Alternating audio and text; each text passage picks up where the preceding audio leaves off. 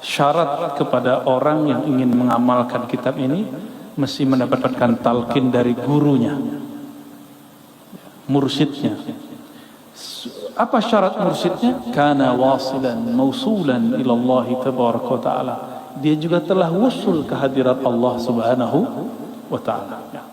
Kita mulai baca wa bisanadina ila Syekh Sayyid Ja'far Muhammad Arsyad Al-Banjari al-mulaqab bidatu Kalampayan, Imamul Banjariyin wal Jawiyin wa Imam al-funun al-muta'addidah, ilmi al-aqidah wa ilmi al-fiqh wa ilmi tasawuf. Qal Bismillahirrahmanirrahim. Beliau berkata, ya, sabda Nabi sallallahu alaihi wasallam, man arafa nafsahu faqad arafa rabbahu.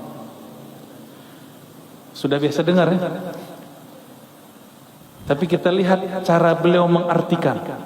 Walaupun kita sudah tahu artinya, tapi kita ingin dapat berkah. Bagaimana cara Datuk Kelampayan menerjemahkan ini? Apa kata beliau? Artinya, barang siapa mengenal ia akan dirinya, niscaya, niscaya itu pasti, niscaya mengenal ia akan Tuhannya. Pertama, harus diketahui bahwa ini bukanlah hadis dalam pengertian hadis menurut ahli hadis.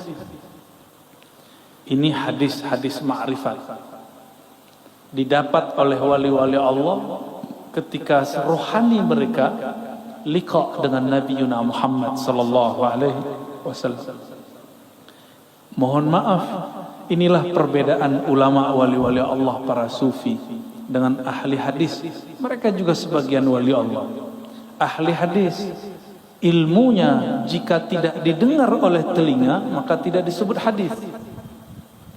Apalagi sosoknya secara fisik sudah wafat, jika ada kalam darinya itu bukanlah hadis.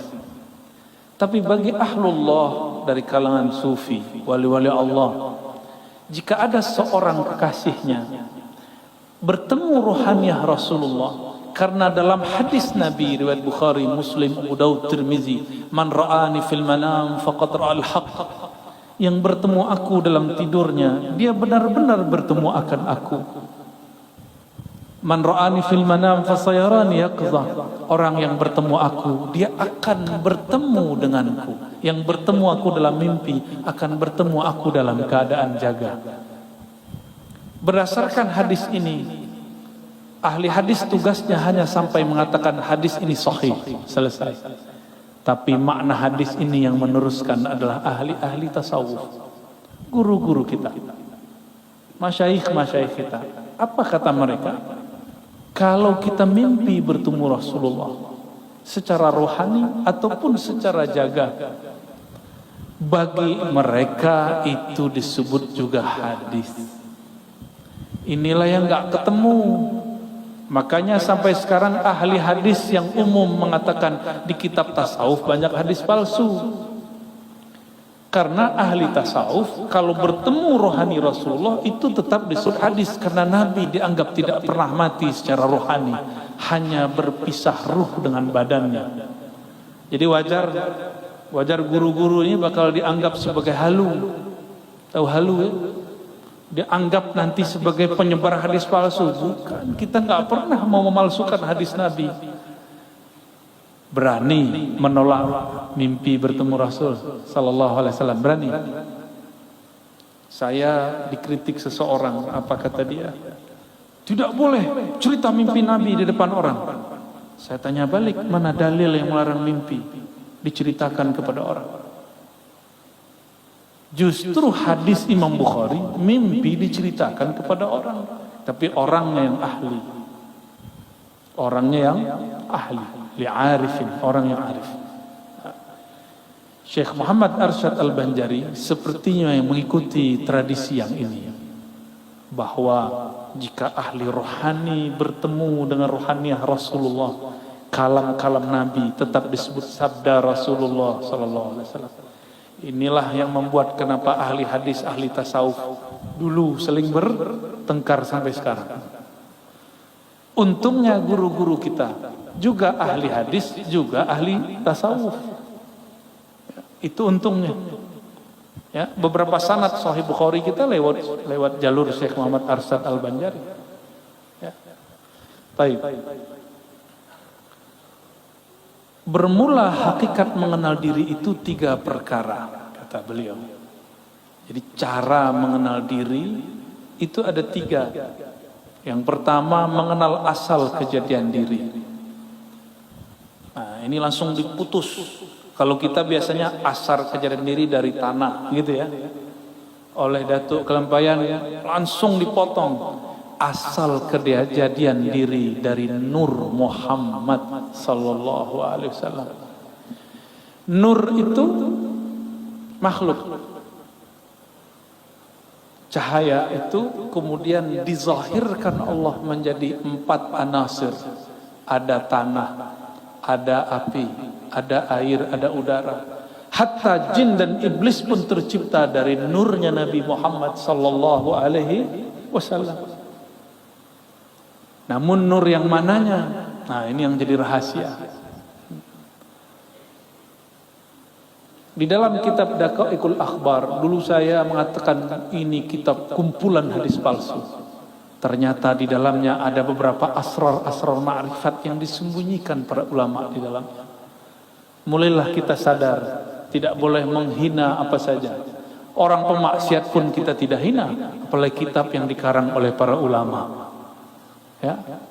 Di Daqaiqul Akhbar disebutkan di alam ruh, di saat seseorang memandang kepada Rasulullah, jika dia memandang kepada kepala Rasul, maka dia nanti di bumi akan jadi pemimpin. Jika dia memandang dadanya Rasul, dia nanti jadi apa? Mandang tangannya Rasul, nanti jadi apa? Sudah disebut. Maka semua pekerjaan kita ini itu hanya ulangan dari apa yang kita pandang dulu di alam ruh. Saya duduk di sini, guru-guru ada di sini, jamaah ada di depan. Semuanya menunjukkan apa yang dulu pernah kita lakukan di sana. Cuma mengulang. Bedanya dulu ruh itu tidak laki, tidak perempuan. Sekarang kita jadi laki, bukan perempuan. Ada yang perempuan, tidak laki-laki. Jadi bagaimana cara mengenal diri yang pertama? Kita harus mengembalikan bahwa diri ini berasal dari nur Nabi Muhammad sallallahu alaihi wasallam. Muncullah di situ kalam-kalam ilhami Qudsi. Lagi-lagi seperti tadi, ini ilham yang didapat oleh para wali-wali. Mereka mendengar Rasulullah bersabda di alam rohani, Al-alam minni wa ana minallah. Alam dariku, aku dari Allah. Maksudnya aku dari hembusannya nafas Allah subhanahu wa ta'ala. Ternyata di kitab Sirrul Asrar pun disebut, yang dinisbatkan kepada Syekh Abdul Qadir Al-Jailani, Al-alam minni wa ana minallah, dan sejenisnya. Ada kalimat-kalimat sejenis ini.